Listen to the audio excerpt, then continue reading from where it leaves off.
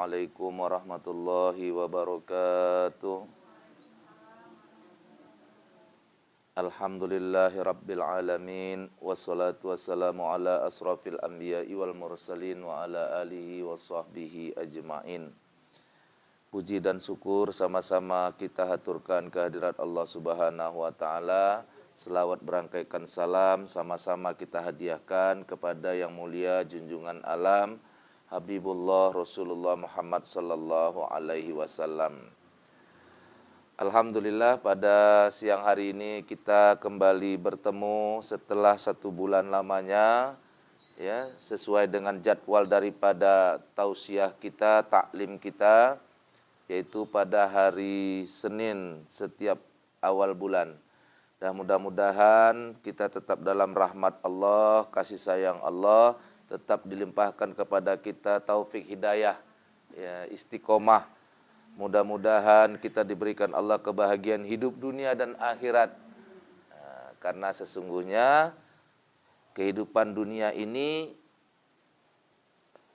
merupakan jembatan untuk menuju kepada kehidupan akhirat, yang karena itu maunya kita sudah bisa merasakan surganya sejak dari hidup di atas dunia ini sampai nanti di barzah juga taman-taman surga, ya, dan nanti pada hari kiamat di akhirat baru masuk ke dalam surga. Jadi sebenarnya ada 3 ras surga itu. Hari ini di atas dunia kita harusnya merasakan surga. Rasakan surga sejak di dunia ini. Nanti begitu mati masuk dalam barzah itu masuk ke taman-tamannya surga, terasnya surga. Nanti setelah hari kiamat, hari berbangkit, baru masuk ke dalam Waalaikumsalam warahmatullahi wabarakatuh. Jadi orang yang masuk ke surga nanti itu terkait dengan keadaan dia hari ini. Kalau hari ini dia tidak merasakan surga, ya nggak masuk nanti di sana. Orang yang hari ini merasakan aroma surga, sudah dia rasakan ketika hidup di atas dunia ini, maka nanti ketika dia hidup di alam barzah, mati yang sedetik itu memindahkannya ke alam barzah. Di situ dia sudah masuk ke dalam taman surga. Sebagaimana doa kita kalau ada orang mati, ya, Allahumma ja'al qabrahu raudatan min riyadil jannah. Ya Allah, jadikanlah kuburnya sebagai taman-taman surga. Wala taj'al qabrahu hufratan min hufarin niron, dan jangan jadikan kuburnya sebagai lubang-lubang neraka. Jadi orang yang saat ini di atas dunia sudah merasakan aroma surga, wanginya surga, nanti waktu dia mati masuk ke dalam barzah, dia masuk ke dalam taman-taman surga. Belum surga, tamannya. Ya surga itu, Bu, masih tamannya aja ya udah indah. Masih tamannya saja namanya taman surga. Jangankan taman surga, ya, Taman Ismail Marzuki aja pun enak. Ya, Taman Ahmad Yani aja pun udah sedap. Ya, itu taman hutan raya dulu ada di Brastagi, itu saja pun sudah nikmat. Jadi semua taman itu nikmat, apalagi taman surga. Jadi sebelum kamu masuk ke dalam surga, sebelum masuk ke dalam surga nanti setelah kiamat, maka rasakanlah surga pada hari ini. Jadikan, maka kata Nabi, baiti jannati, rumahku surgaku. Jadikan rumah sebagai surga, jadikan masjid sebagai surga, jadikan lingkungan kita sebagai surga. Hati kita yang bisa itu. Hati. Kita damai di rumah itu bukan karena rumah kita besar, bukan karena rumah kita mewah, tidak. Ya. Kita bisa berada di dalam rumah itu tenang karena hati kita nyaman, karena hati kita tenang. Maka kata Allah, alladzina amanu tatma'innu qulubuhum bidzikrillah, ala bidzikrillahi tatma'innul qulub. Orang-orang yang beriman tenang hati mereka dengan berzikir kepada Allah. Ketahuilah sesungguhnya dengan berzikir hatimu akan tenang. Nah, itu dia. Jadi dengan apa merasakan surga di atas dunia? Dengan zikir. Nah, zikir ini amalan satu-satunya yang kita kerjakan sejak dunia sampai nanti di surga. Amalan yang lain cuma di dunia. Kita sholat cuma di dunia. Nanti di surga nggak ada sholat lagi. Kita puasa waktu di dunia. nanti sudah di surga nggak ada puasa lagi. Ya. Nah, kita haji, kita zakat sejak di dunia. Nanti kalau sudah mati nggak ada lagi zakat sama haji, nggak ada lagi. Tapi zikirullah kita kerjakan sejak sekarang sampai nanti masuk ke dalam surga tetap berzikir. Jadi amalan satu-satunya yang dikerjakan sejak dunia sampai akhirat itu zikirullah. Makanya saya bilang zikir itu ilmu tertinggi. Zikir itu adalah intisarinya Islam. Zikirullah itu intinya. Orang syahadat asyhadu alla ilaha illallah itu intinya zikir. Salat, aqimi sholata li zikri, zikir intinya. Puasa, nawaitu soma ghadin an ada ifardu syahri ramadhana haji sanati lillahi ta'ala, sengaja aku puasa esok hari untuk menunaikan kewajiban bulan Ramadan pada tahun ini, fardu atasku karena Allah Ta'ala. Allah lagi. Kita puasa karena Allah, berarti zikir lagi. Semua amal kita itu untuk zikir kepada Allah. Amalannya yang banyak, tetapi hatinya harus zikir dalam ibadah itu. Nah, di atas dunia kita berzikir dengan menyebut nama Allah. Tasbih, subhanallah, subhanallah, tasbih, zikir itu. Tahmid, alhamdulillah, alhamdulillah, zikir. Takbir, Allahu Akbar, zikir. Tahlil, la ilaha illallah, zikir. Semuanya zikir. Maka nanti di surga kita zikirnya enggak menyebut nama Allah. Kalau di dunia zikirnya menyebut nama Allah, mengingat Allah. Nanti di surga zikirnya ngapain? Memandang wajah Allah. Itu zikir. Ya. Jadi zikirnya di atas dunia menyebut nama Allah. Menyebut nama Allah. Mengingat Allah. Kalau sudah di surga, nanti nggak perlu lagi menyebut-nyebutnya. Nggak perlu lagi mengingat-ingatnya. Sudah memandang wajah Allah. Jadi zikirnya di surga memandang wajah Allah. Wajah Allah. Bu, kalau sudah dipandang ngapain diingat-ingat lagi, betul enggak? Ibu rindu kepada suami kalau jauh ya. Benar? Kalau suaminya, ibunya di Medan, suaminya kebetulan kerja di Jakarta, nggak jumpa seminggu, ya kan? Rasa rindu. Karena waktu jauh, ya, waktu jauh rindu, kalau sudah di rumah direpetin. Yeah. Nah, kita ingat itu kalau jauh. Kalau sudah dekat ngapain diingat-ingat? Betul enggak? Kita ingat makan duren, ingat. Karena durennya nggak sedang di hadapan kita. Nah kalau durennya udah ada di depan kita, ngapain diingat-ingat? Santap aja. Tapi hati-hati. Wa kulu wasrobu wa la tusrifu, kata Allah. Innallaha la yuhibbul musrifin. Makan, minum, tapi jangan berlebih-lebihan. Sesungguhnya Allah tidak suka kepada yang berlebih-lebihan. Jadi, kamu kolesterol boleh makan durian. Kamu sakit gula, boleh minum gula. Yang nggak boleh itu berlebih-lebihan. Allah halalkan durian. Allah halalkan gula. Jangan diharamkan. Yang nggak boleh berlebih-lebihan. Yang bikin kita sakit itu berlebih-lebihan loh, Bu. Kebanyakan. Apa aja kalau kebanyakan nggak enak, Bu. Kebanyakan. Jadi coba makan durian. Kena kolesterol, makan durian. Jangan satu becak. Lah satu becak dimakan sendiri. Masuk rumah sakit. Oh, ada kolesterol. Jangan dipantangi, jangan diharami. Kalau dipantangi itu berarti diharami. Jangan diharami duriannya. Satu becak dapat, ibu beli satu becak. Separuh aja makan, enggak apa-apa. Atau 3-4 biji dimakan, sisanya kirim ke saya. Itu. Ya. Itu. Baik. Jadi hikmah surga itu enggak nunggu nanti lah. Makanya saya bilang, kalau kamu masuk surga, nunggu surga itu nunggu mati terlalu lama. Rasakan surga itu sejak sekarang. Nah, baik, ya. Ibu-ibu hadirin rahmati Allah Subhanahu wa taala, jadi itu intinya zikirullah. Nah, di kajian tasawuf ini ada 3 amalan. Ya. Jadi disuruh kita menjadi Islam yang kafah. Ya, disuruh Islam yang kafah. Ya. Nah, ya ayyuhalladzina amanu dukhulu fis-silmi kaffah wa la tattabi'u khutuwatis syaiton innahu lakum aduwwum mubin. Wahai orang-orang yang beriman, masuklah kamu ke dalam Islam kafah, sempurna, keseluruhan. Berarti ada orang Islamnya enggak kafah. Kita disuruh Allah masuk Islam kafah. Orang yang beriman tuh disuruh masuk ke dalam Islam kafah secara totalitas, secara keseluruhan, dari ujung rambut sampai ujung kaki Islam, dari mulai kulit sampai sumsum, semuanya Islam. Lahirnya, batinnya, matanya Islam, telinganya Islam, mulutnya Islam, hidungnya Islam, tangannya Islam. Islamkan semua ini.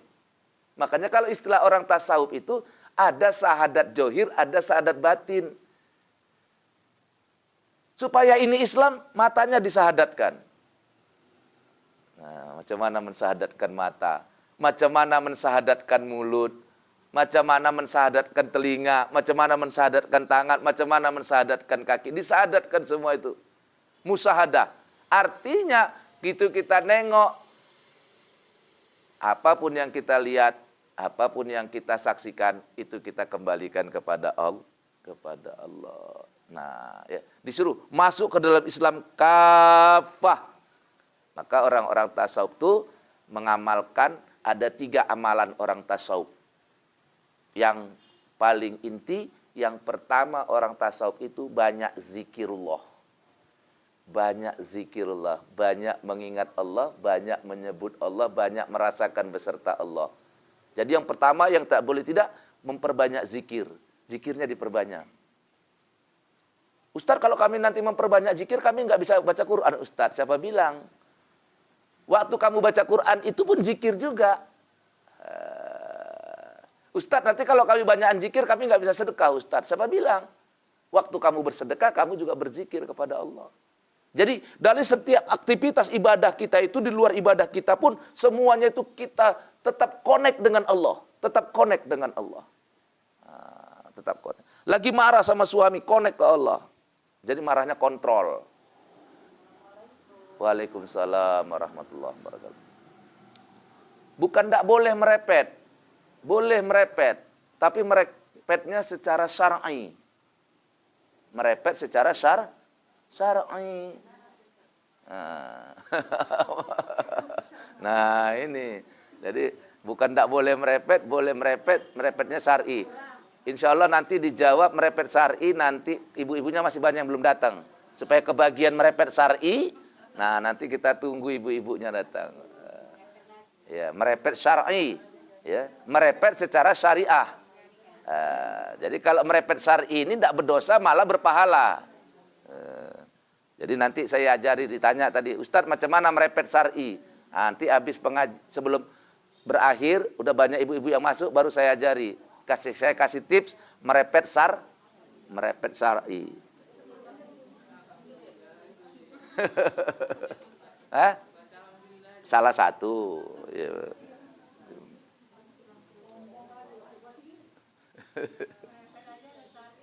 Iya. Merepet syar'i ya. Nanti diajarkan merepet syar'i. Baru dengar memang. Orang memang saya baru yang bilang itu kok. Yang lain belum ada, ustadz yang lain ada merepet syar'i. Ya. Yang ada baru sekarang bank syariah, ya. Kita ada merepet syar'i ini. Baik. Jadi yang pertama yang paling banyak dilakukan zikirullah. Yang kedua, amalan orang-orang tasawuf itu adalah amalannya memperbanyak melek malam. Arti memperbanyak melek malam itu tahajud. Jadi banyak tahajudnya. Boleh banyak tahajud itu banyak rakaatnya boleh. Boleh rakaatnya sedikit tapi lama berdirinya boleh. Macam-macam. Tapi saya sudah jelaskan kemarin itu banyak rakaatnya ya. Nah, banyak tahajud. Yang ketiga, amalan orang tasawuf itu adalah memperbanyak puasa sunat. di luar bulan Ramadan. Nah, jadi 3 ini amalannya ini. Kalau mau jadi seorang. Nah, Ibu, ada seorang wanita yang terkenal, seorang tokoh tasawuf wanita ada. Namanya Robi'atul Adawiyah. Robi'atul Adawiyah itu seorang tokoh tasawuf. Satu ketika Robi'atul Adawiyah itu bawa minyak sama bawa air keliling kota. Dia keliling kota bawa minyak sama air. Terus ditanya orang, Robiatul, kamu itu keliling-keliling bawa air sama bawa minyak mau ngapain? Robiatul Adawiyah, ini seorang tokoh wanita sufi, tokoh sufi wanita, apa dia bilang?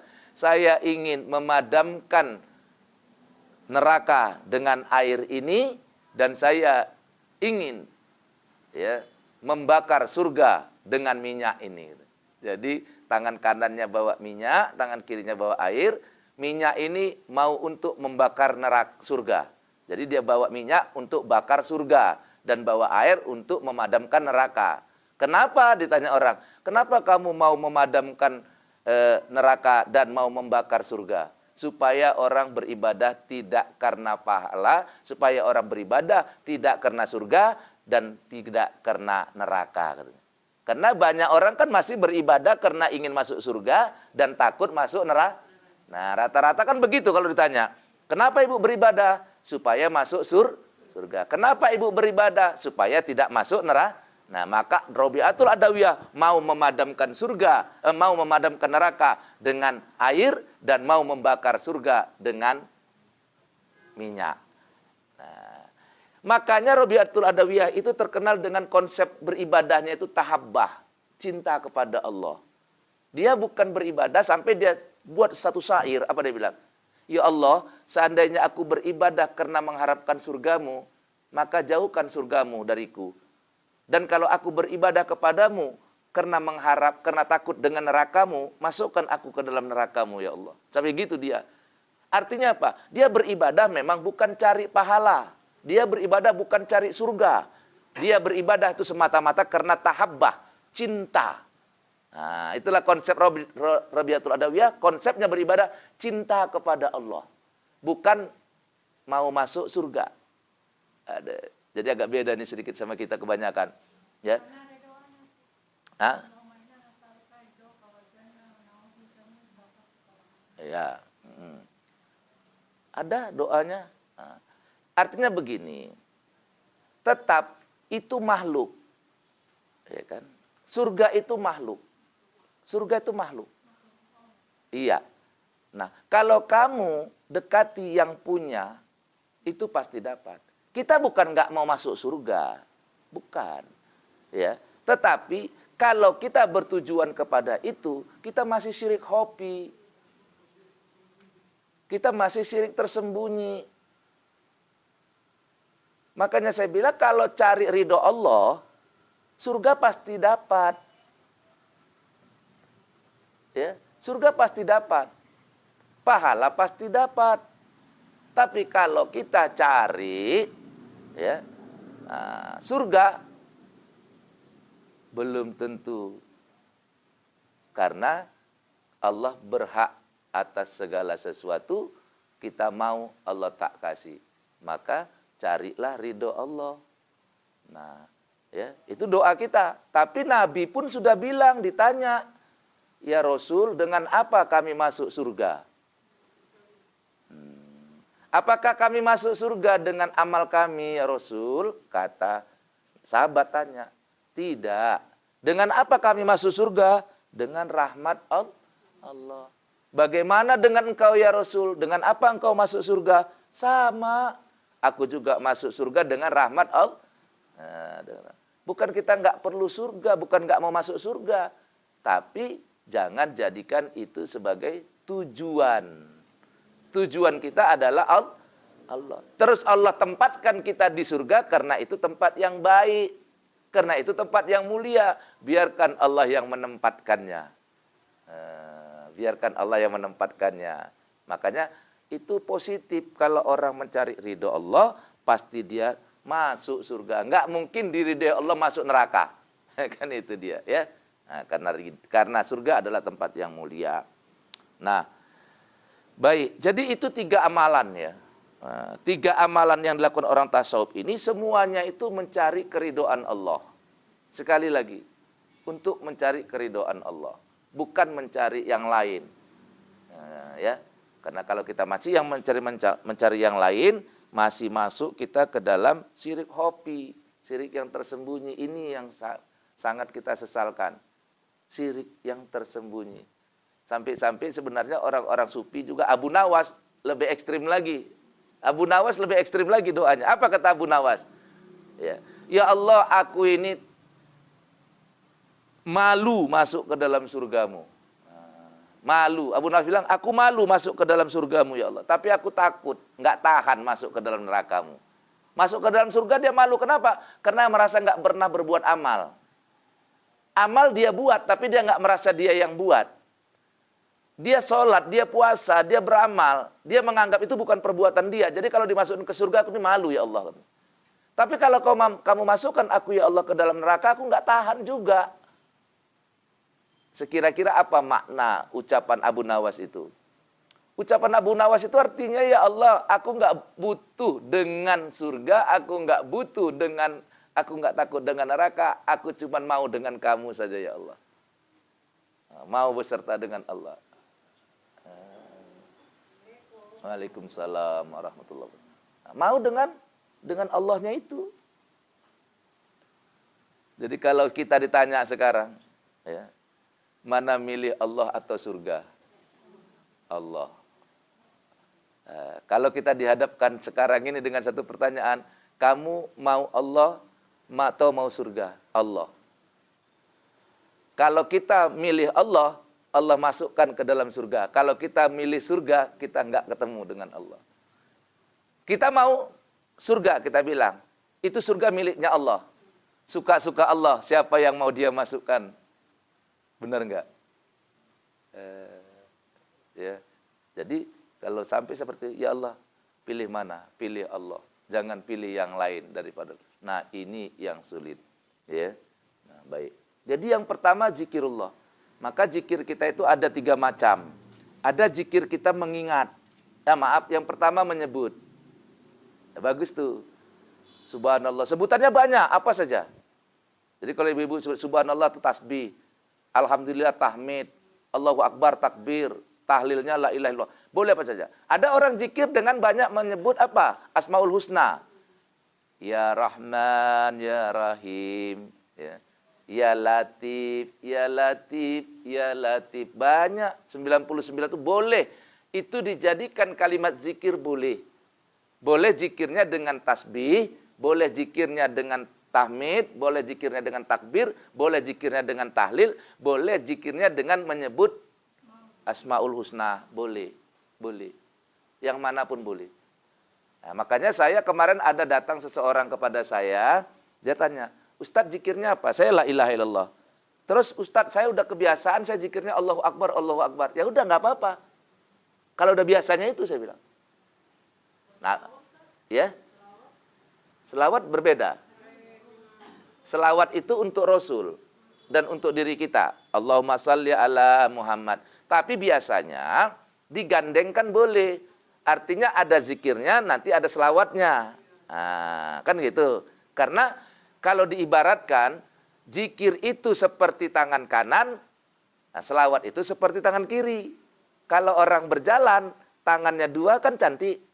Nah, jadi selawat itu menyempurnakan zikir.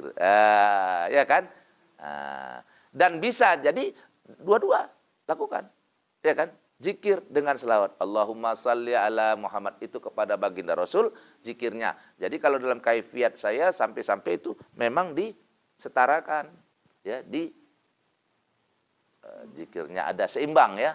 Nah, seimbang antara zikirnya dengan selawatnya. Baik. Kemudian, zikir itu tadi kan ada 3. Ada menyebut. Jadi kalau orang sudah menyebut walaupun nggak ingat nggak apa-apa. Jadi pertama zikir itu menyebut, yang kedua nanti mengingat, yang ketiga baru zikir itu merasa. Ini yang paling tinggi. Hati. Jadi yang pertama menyebut. Alat menyebut apa, Bu? mulut. Jadi pertama nyebut Allahu Akbar, la ilaha illallah. Ingat nggak ingat itu udah ibadah loh. Walaupun dia nggak ingat waktu nyebut itu nggak ingat kepada Allah, itu udah ibadah. Udah ibadah. La ilaha illallah. Ibadah itu sudah. Dengan menyebut alatnya mulut. Nah, nanti naik lagi dia mengingat. Ingat. Walaupun nggak nyebut, ingat. Dia nggak nyebut, tapi ingat terus kepada Allah. Alat mengingat apa? Akal, otak. Itu alat mengingat. Jadi waktu orang berzikir dengan mengingat, itu alatnya otak. Lalu, setelah itu, baru dia merasakan beserta Allah. Jadi ada zikir menyebut, ada zikir mengingat, ada zikir merasa. Rasa ini apa? Hati. Waktu menyebut tadi, mulut. Ya kan? Waktu berpikir, mengingat, otak. Saya tanya ibu punya suami atau punya anak? Ibu waktu punya suami, ibu ingat suami, terus terang, jujur. Dalam 24 jam, ibu lebih banyak ingatnya apa lupanya? Enggak lah, bohong lah itu. Mana lupanya lah. Tapi enggak tahu lah kalau ibu-ibu. Tapi kalau bapak-bapak lah ya, adalah kata ibu-ibu. Saya enggak mau menyinggung nanti. Jadi saya bilang, kalau kita mengingat sesuatu, kita lebih banyak lupanya terhadap sesuatu itu. Contoh saya bilang, kami bapak-bapak, punya istri, ya. Ingat dengan istri, yes. Tapi, jujur kita, ketika kita keluar dari rumah, mana lebih banyak ingat sama istri atau lupa sama istri? Lupa. Makanya ketika orang berzikir mengingat Allah, dia lebih banyak lupanya. Begitu maksud saya menganalogikannya. Ya, paham ya?